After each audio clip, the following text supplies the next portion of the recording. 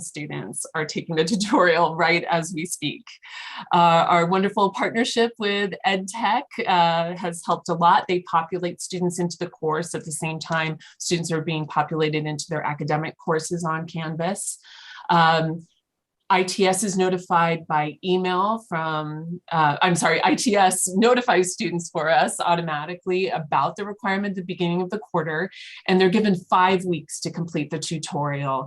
They must score 100% on all the items in the tutorial, but they can retake each knowledge check and the comprehensive quiz as many times as they need to achieve that score.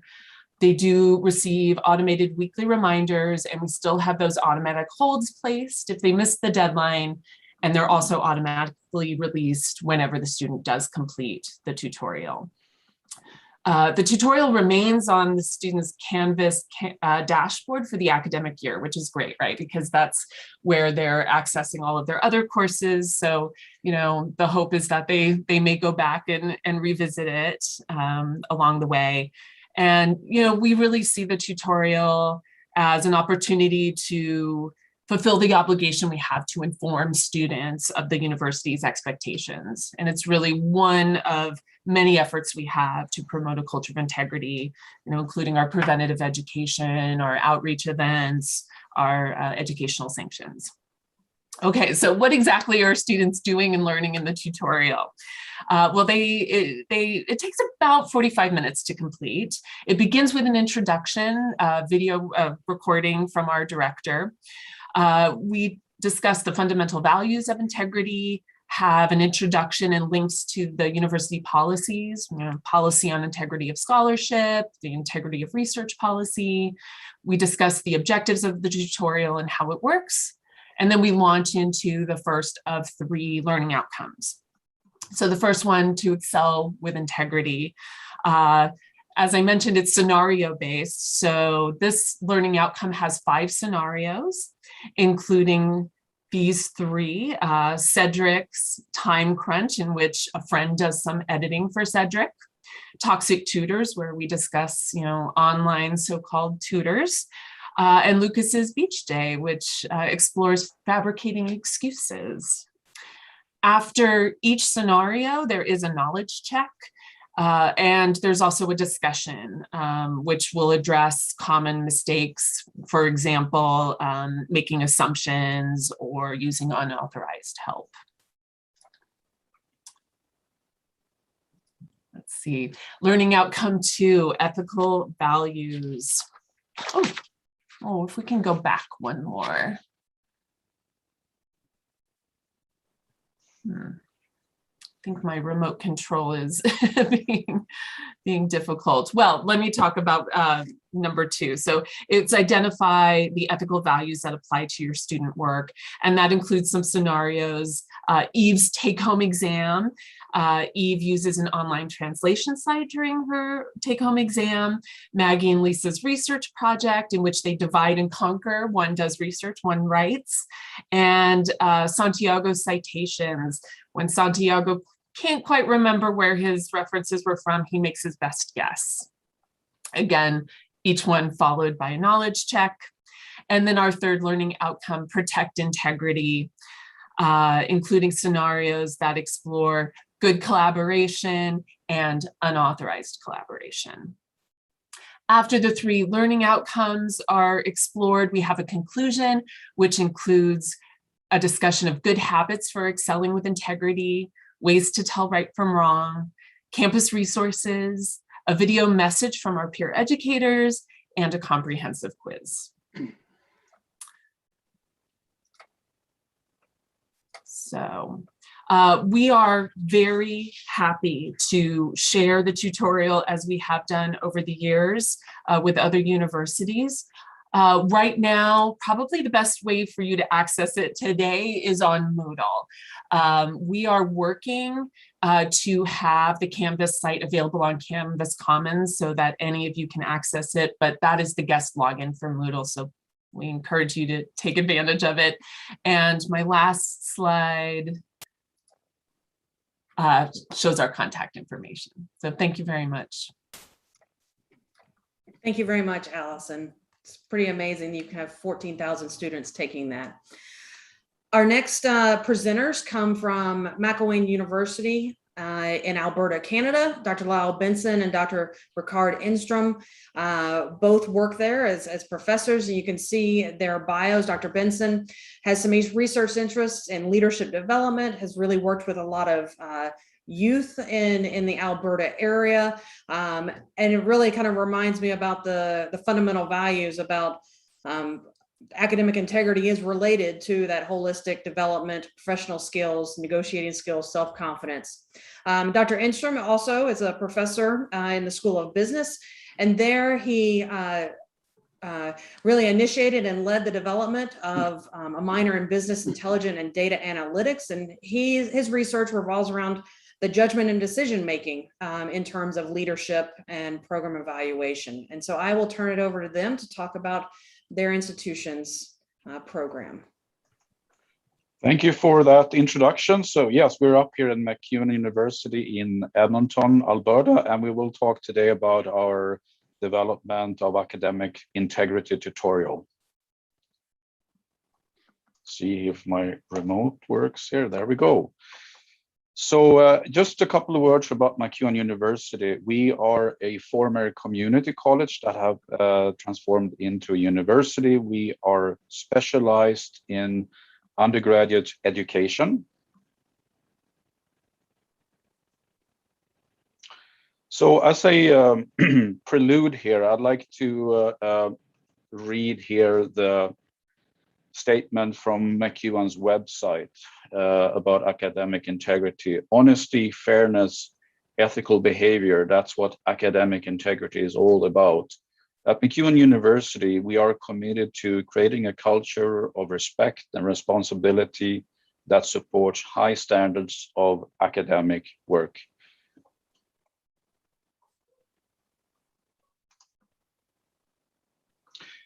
So in terms of the early discussions on creating the academic integrity tutorial and why we wanted to do that. So it's fair to say that, let's see here.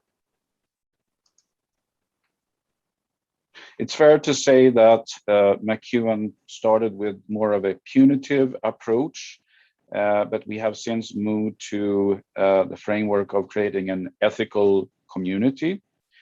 But obviously tied to all of this is also, of course, the assurance of learning, our brand as an institution, the brand of a degree from MacEwan University, the professionalism of our students. And the other aspect here is that we want to make this a requirement across the university to increase the impact of the academic integrity tutorial.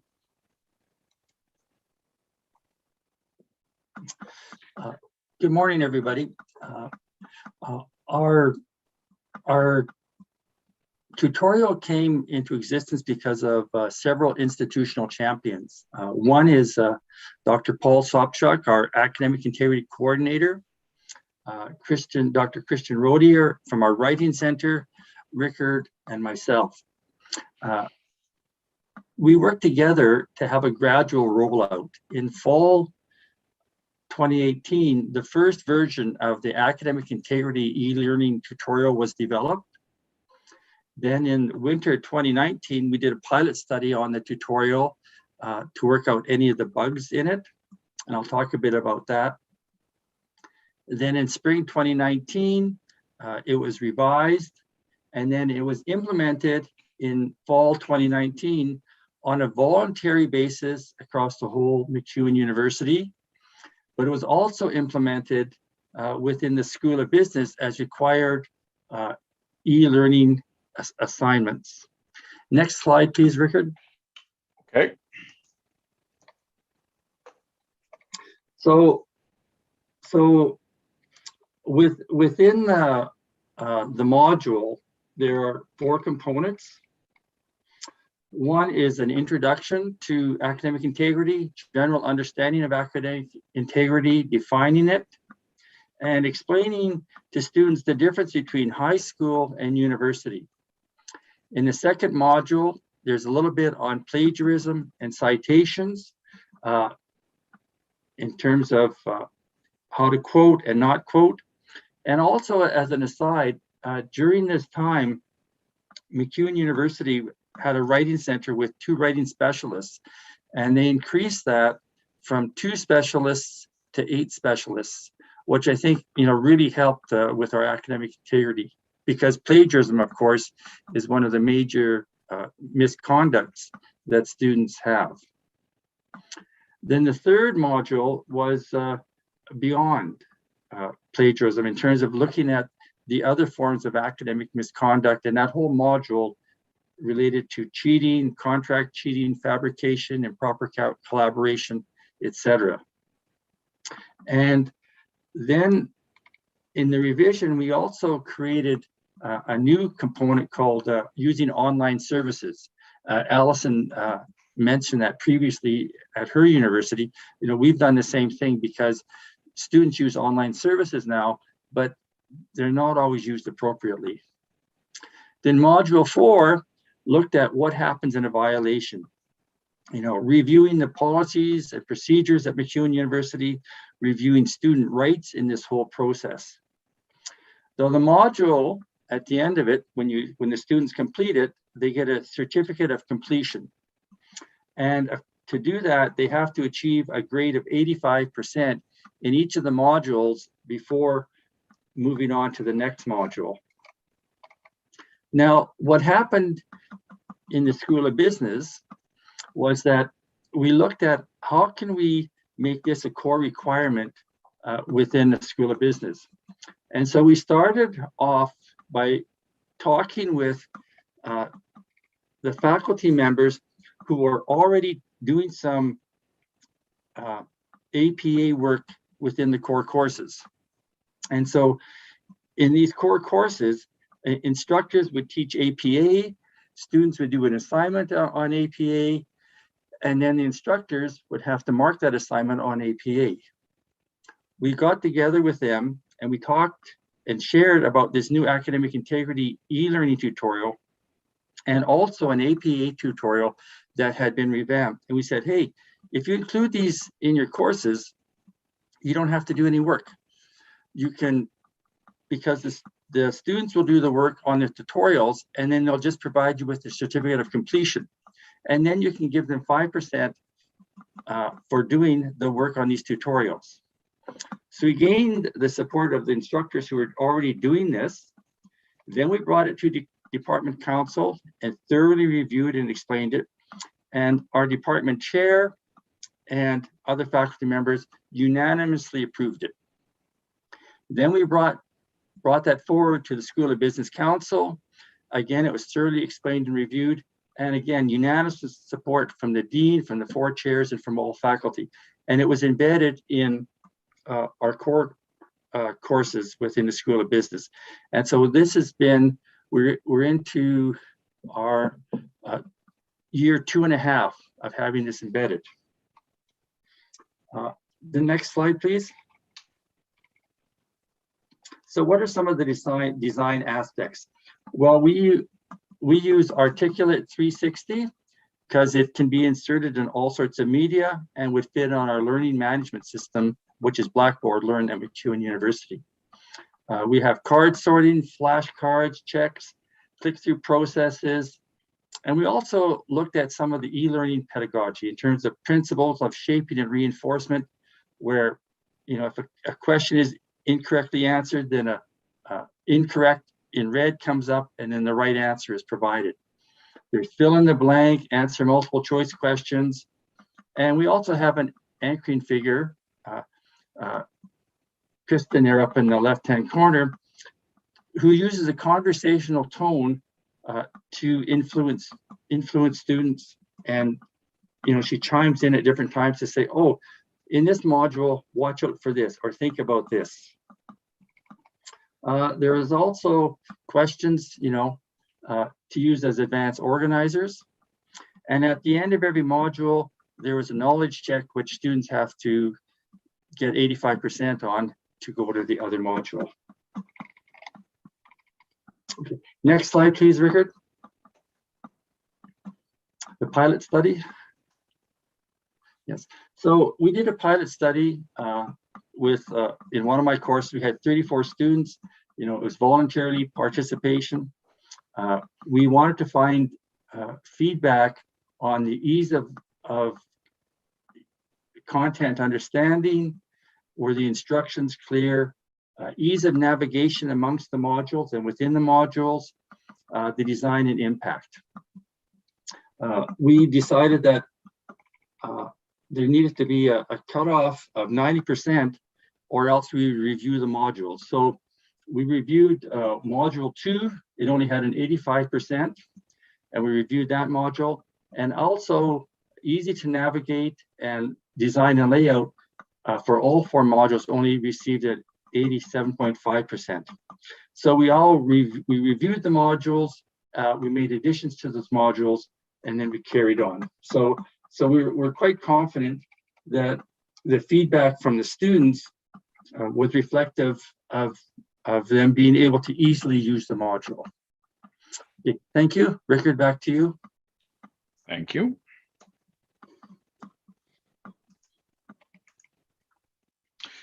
So in terms of the number of academic integrity certificates that has been issued so far, so remember here that the students take the academic integrity tutorial through Blackboard Learn, and once they're done and have a passing grade, they can print out a certificate. So as of now, we have 416. So this is actually based on the number from 2019 and 20, and we have since updated the numbers there. But we have 469 for the School of Business. We have about 1,500 from other faculties and around 2,000 for McEwen total.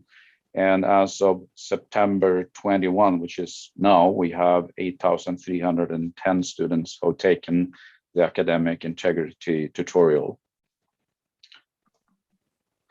In terms of the model by which we're operating and the way we are rolling out the tutorial within McEwen, we are obviously interested in going to a university-wide academic integrity tutorial. We are now at the school level within the School of Business, so we will anticipate that we will get greater impact in terms of reduction in the number of incidents once we get up to the university-wide level. And as we collect additional data, we get updates on data every semester here, we will be able to drill down to this in greater detail and conduct some statistical analysis on that. Based on the fall 2019 and winter 2020 academic year, we have seen a 40% reduction in academic misconduct incidents within the School of Business. And I don't know, Lai, do you want to comment on some figures for the university? I can comment on several figures here. Within the School of Business, we had a 20% decrease, but at the university, it had just less than a 1% increase. So there was a differential of about 41%. So that incidents of academic misconduct were drastically reduced within the School of Business, but for the whole university, excluding the School of Business, there wasn't. They actually had a 1% increase just about. So that shows you that having a voluntary academic integrity tutorial versus a required academic integrity tutorial, which our model would show there. In terms of where this decrease in the School of Business took place, first year we had a 45% reduction of incidents among first year students, and second year students was a 47% decrease, whereas third and fourth year students, they had 2% and 3% increases in academic misconduct. And of course, the areas where there was reduction of academic misconduct was obviously in plagiarism, which is the major one, 48%, improper collaboration was 16%, and cheating was 48%. We have just received the data from the second year of implementation, and in this this trying times of COVID-19, School of Business still had a 17% decrease compared to the 3-year averages, whereas the total university had a 36% increase compared to the 3-year average, excluding the School of Business. So the academic integrity in e-learning tutorial and the APA tutorial embedded in our School of Business courses is making a significant reduction in academic misconduct amongst our students as compared to the whole university, excluding the School of Business. So it's really promising results, and we're really looking forward to see how we can get these two components embedded in all core courses for first and second year students. Thank you, Lyle. Thank you. Thank you.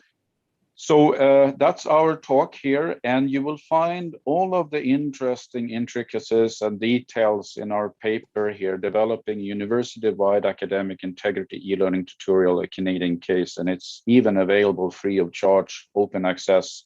You will find it on the web, and you're more than welcome to email us if you have any follow-up questions or perhaps research projects or anything of the above. Thank you so much for listening. Thank you. Thank you very much. And if you want to put a link, feel free to put a link into the chat for everyone. So you have to maybe search for it. It might be a little bit easier. We'll do that. So there we go. So our next presenter is Bob Ives out of the University of Nevada, Reno, out of the United States. His research interests include special education, academic integrity, and cooperative education. And he teaches classes within that area, as well as research methods and statistics. But today he's not going to be talking about our research methods. He's going to be telling us a little bit about what University of Nevada is doing. So I'll turn it over to Bob. Actually, I am going to talk a little bit about research, as did Rickard and Lyle.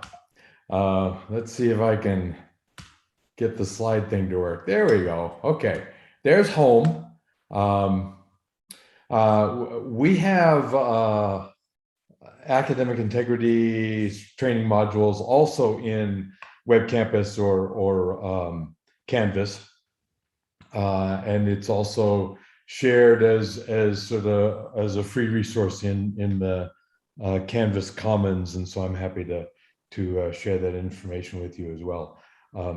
This project came about back in 2018. I did a general survey of a few thousand students at the university to get sort of some baseline levels and information about what was going on at the university, and then in 2019, along with one of our doc students, we developed a module on academic integrity and piloted it with the new students who are going through student orientation in the summer of 2019 in 2 of our units, in our College of Business and our College of Education.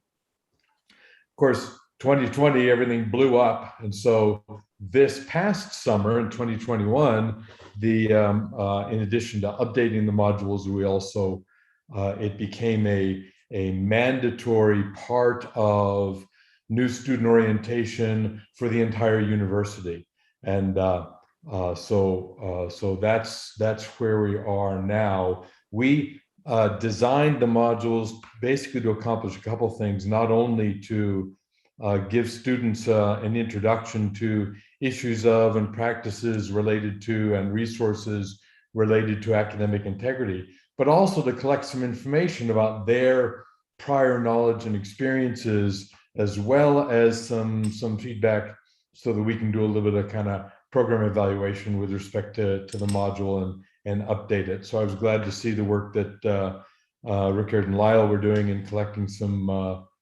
similar data, as well as some really fascinating outcome data.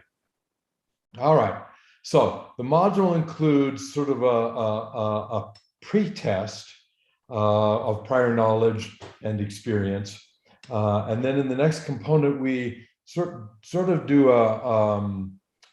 develop a definition of academic integrity through a thought experiment. Also sharing a link to some resources at MIT And we have sort of framed academic integrity as sort of a reciprocal understanding that the goal is to ensure that students are credited with their own original work, and also that others are credited with their original work that might be included in students' work. The third piece is a focus on plagiarism, including citations and references, self-plagiarism, the concept of self-plagiarism, which surprises a lot of students. We would also mention that we don't specify a particular style guide, because across the university, different units and different disciplines may use different style guides. So we address citations and references more generally. And again, there are some activities and question answer things built into that piece. The fourth piece is sort of a, well, why is academic misconduct a problem? And so we try to start with sort of higher levels of concern. Academic misconduct is not honorable, but in addition, and this may relate to sort of Kohlberg's levels of moral development or something like that, but it's not honorable, but it's also against the rules, and it can hurt you. And we say you in sort of a more general sense, because it can also hurt the university. And then in that section, we also introduce students to relevant parts of the university's administrative manual. And so they have some activities to find some information from the manual, not so much to memorize it, obviously, but in order to recognize that as a useful, as a resource that is relevant to the topic. And then we end that section with an opportunity for them to voluntarily sign an honor pledge. We don't have an honor code system at the university, but this was incorporated as a way for students to be a little bit more engaged and maybe a little bit more reflective. And then there are a few more pieces. We introduced the idea of internal versus external motivation through an activity where students are given the opportunity to think about what's the main reason that they're going to university. And then we introduce this idea of internal versus external motivation and ask them to try to identify for the reason that they're going to university, would they describe that as internal versus external? And then we share with them some research results that show that students who are internally motivated tend to have lower rates of academic misconduct. Again, is something of a reflection piece. There are, of course, a number of approaches to examining motivation for academic misconduct. We chose this one because it was a relatively sort of concise piece to share with students. Then we have a section that sort of discusses neutralization theory in the context of what kind of reasons do students give for engaging in academic misconduct. The next piece is university resources instead, which include general tutoring center, math support, reading and writing support, our disability resource center for students that are eligible, and so on. And then we have a post-test piece, which in part is a follow-up. Can they answer some of the questions about things that they didn't necessarily have at the beginning? So we have sort of a quick pre-test, post-test, but it also gives them an opportunity to provide some feedback about the module, what was helpful, what was new information, what recommendations would they make for changes, and so on. And then we have a piece on where we simply list the references, because of course, we're not claiming that this is all our original work. And I mentioned research, and I want to share that a little bit further. We collected data from those two colleges in 2019 and generally found that students' prior knowledge is relatively superficial. They know things sometimes they know something about the rules to follow, but they don't have much to offer in terms of why is this important, or why is there some value in in academic integrity. And of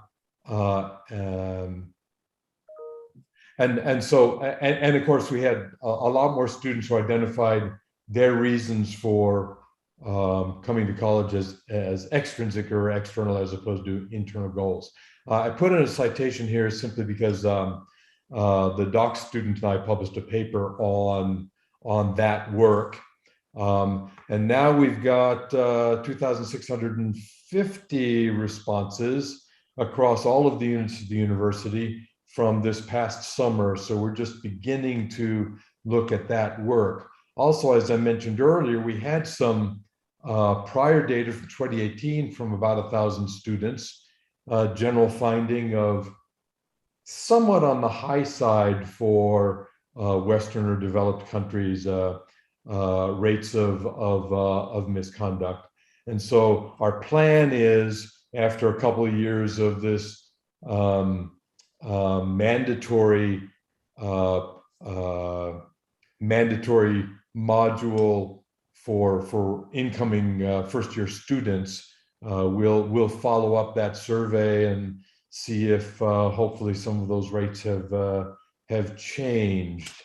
And let's see, I grew up in a place where we speak quickly, so hopefully that wasn't too much of a blur. And I'm done, but I'll throw my email into chat. Happy to send you the Canvas Commons link, or talk about research ideas, or anything else that might be relevant to the topic. Thank you. All right, thank you very much, Bob. Appreciate it. And we have one more panelist, and then we'll get to some of your questions. I've been keeping up with them. So reminder, put your questions in the chat box if you would like. Our last panelist is Amanda McKenzie. She is the Director of Quality Assurance at the University of Waterloo in Canada. She is also a very active member, board member and officer of ICAI. She is very active in Canada and serves on the editorial team of the Canadian Perspectives on Academic Integrity. And today she's going to be talking a little bit about what the University of Waterloo has, but she has had experience developing several different academic integrity modules. So she is a great resource for all of us. So Amanda, I will turn it over to you. Thanks, Camilla. I'm going to be super quick because I do want to make sure that we have lots of time for our audience to ask questions. So I'm just going to go over our undergraduate academic integrity module that we have at Waterloo. This is something that came out of a grant that we did back in 2018 with some funding from eCampus Ontario and some other partners. You can see them listed at the bottom of this iPhone here, Redison University College, University of Waterloo, and again, the funds came from eCampus Ontario. We originally developed them, as I mentioned, in a module. And since then, we realized that a module maybe wasn't the best modality for us. So in order to best share it with people on campus and other learning management systems, we've now created this module so anyone can access it online and go through the module. Or organizations can contact us, and we're readily available to share our LMS files so they can upload it to their system and modify it as they'd like. So basically, this is a module that's geared towards new students. As I mentioned, any college or university can use it. It wasn't developed specific to the University of Waterloo. So it can be generally modified to any post-secondary institution. And all our content is under a Creative Commons license. It's also self-directed, so students can pop in and pop out, and it's completed easily within under an hour. So why did we develop this? Essentially, we knew that students were not getting enough information about academic integrity in a consistent manner. And sometimes institutions were relying on talks at orientation, first-year lectures, maybe their course syllabus.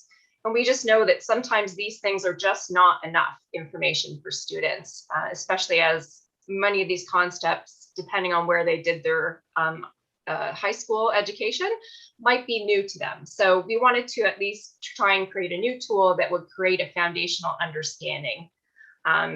Again, this format of our module is a bit different than some of the other modules that have been described this morning. So we didn't really focus on any specific terminology such as plagiarism. It is included, but we take a different kind of viewpoint and a lens from a values standpoint. And we use the fundamental values from the International Center for Academic Integrity. Again, we also wanted to create something that was learner-centered, that didn't require an instructor to guide them for it. We wanted to reach lots of students. We wanted it to be fun and an efficient way to share knowledge, and something that would, sorry, I can't speak this morning, establish a baseline of information for all our students. So again, as I mentioned, the content revolves around the 6 fundamental values. So we have a module on honesty, a module on respect, another one on responsibility, one on fairness, one on trust, and one on courage. And this just gives you a little bit of an image there on the right-hand side of what each module looks like. So in each module, we break down the value and discuss it a little bit about what the qualities are of that value. And then we have decision-making scenarios. So these are different cases or situations that students might find themselves in over their academic career. So we have everything from students and residents talking about perhaps working together on a quiz or a test, to students who are off campus, spending some time out late at night and maybe not paying attention to some deadlines. We also have situations where a student has gone abroad to study overseas in Germany and is struggling, given that the content there is in a different language. And what does that look like for them? So we have these 6 scenarios that are animated, and it plays through a video of the scenario. And there are 2 parts. So the first part has a little bit of information, and we ask the student, you know, why might this person in this situation make this decision? And then the responses are, there's a response set, and people can choose what answer they think is the best. And we have a text response to each of those selections that they make. So if they pick the wrong answer or a poor answer, let's say, we would redirect them and tell them that we could understand why you might think that way, but you might want to consider this. We also do have identify the best response when they click on it. So they will definitely recognize that they've got a good answer. And if they correct or pick an answer that falls in the middle somewhere, that's maybe not the best answer, but not the worst answer, we tell them that, and we give them some direction as to what might be a better answer for them.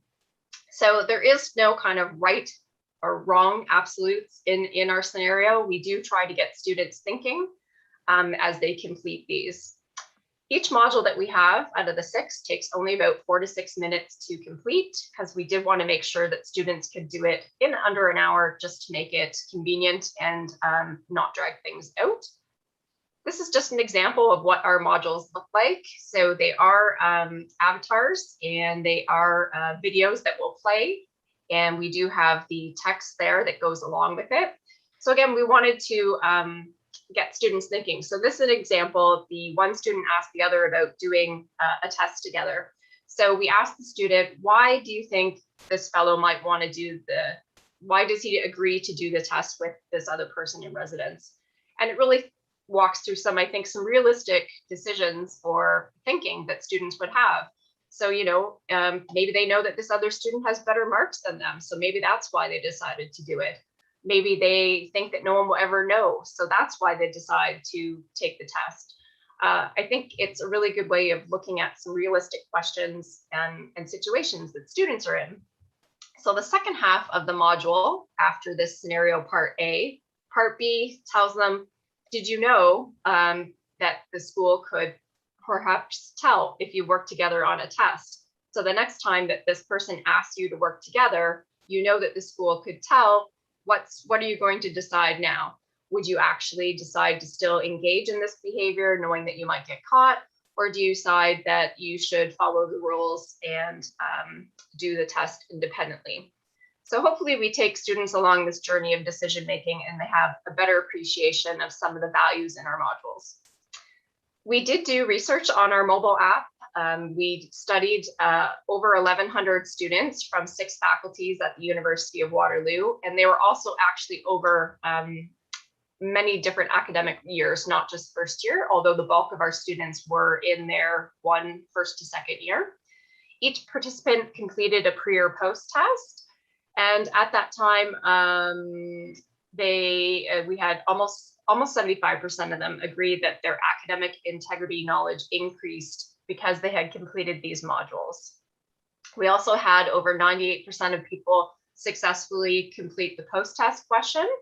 So we took that as demonstrating their increased knowledge to identify and understand academic integrity. So we concluded after conducting this research that these mobile lessons or these modules that we prepared did enhance students' understanding of academic integrity.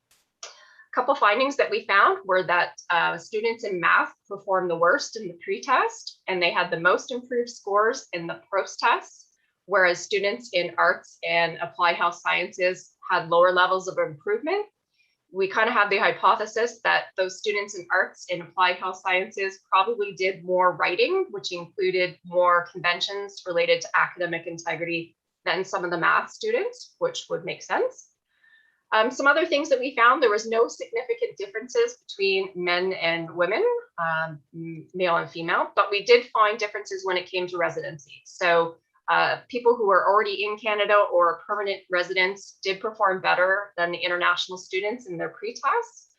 And the international students did not perform as well, but they did significantly improve once they had completed the module. So this is just like a wrap-up slide that I thought I'd share some of the information that we've gained over time. Some of the pluses of our modules are they're online, they're readily available to students, it provides a foundation. We do allow instructors to embed this into their courses, so it can track student progress if it's embedded in a learning management system. And it focuses on student support, so it's very educative rather than being punitive. Some of the challenges with the module where it sits right now is obviously if you wanted to use it, you can, but it doesn't track your participation unless you upload it into your learning management system. It's also self-directed, so students might not complete all the modules.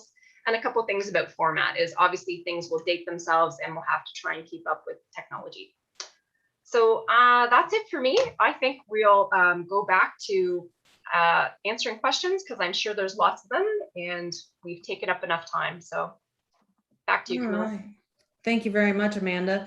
I'm going to ask the panelists if you each want to come back on just for video, and Amanda, you can probably, if you want to stop sharing for a little bit, might be good and they can see everybody. So a couple questions have come in, and feel free again to type your questions in the chat. First of all, there was some questions just about links available. So I just want, if each panelist could, if there is a link available to your module, if you can just put that into the chat just for easy access for everybody. And then I'm going to follow up on the thing that Amanda said first. There was a question, and others can also hop in. Many of you have said other institutions can use your modules. But is there a way for them to customize it at all, to tailor it a little bit? I noticed for one thing, Amanda, in yours, you use the word marks. Well, that would not be a word that the United States would normally think about for grades. So is that something that would be customizable at all, or is it take it and here it is as a full package? And so, Amanda, you can start, and then maybe others can share as well. Sure. I'm not exactly sure how much on the ground the text can be changed, and I probably should know that better. The person that was managing this for me, unfortunately, she left her position at the University of Waterloo, but I do know that we can prepare and send all the information to be uploaded into another learning management system. I believe once it's in your learning management system that you can customize it. If anyone else has better LMS experience on the ground than I do, please pipe in. But I would believe that you should be able to edit it once you've got it in your system. So that would definitely be an option to customize it and change the words and things that you need to. Anyone else have thoughts about that? Sorry, Camilla, I'm unable to start my video.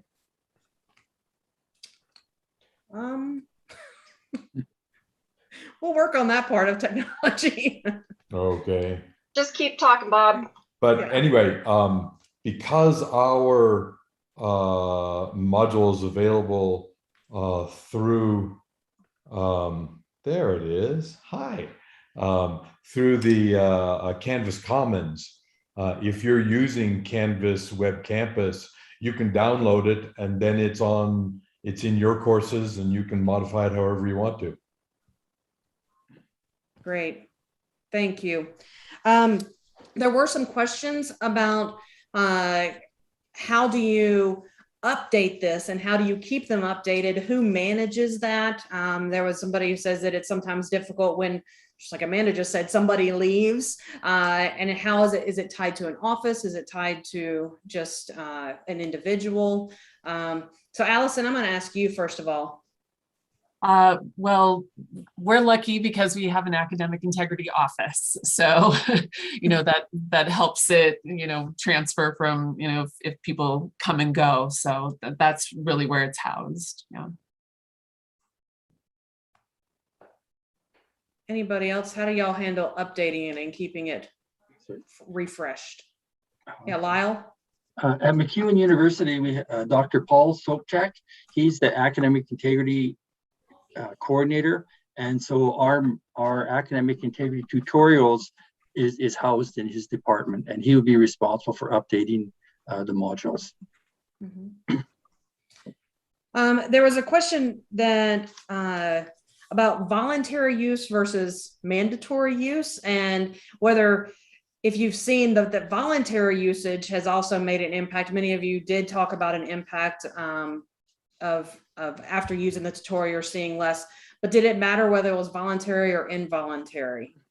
Lyle, you want to start with that? Yeah, at McEwen University, we found that voluntary use throughout, whether it was events or in random courses, did not have the impact that the School of Business had. And there was a differential of 40% in the first year and over 50% in the second year. So our conclusion is that based upon that model of impact and implementation, that voluntary academic integrity modules, because they're of voluntary nature, will not have the impact of reducing academic misconduct, versus if it's a required course, then it will have, and embedded in a required course at a higher level, at a school level or a faculty level, will have more impact. That's our hypothesis. And we're actually, Rick and I are finalizing a paper that will provide the data for our hypothesis. Good. Thank you. The next question, and it deals with tracking, and especially for those of you who track participation.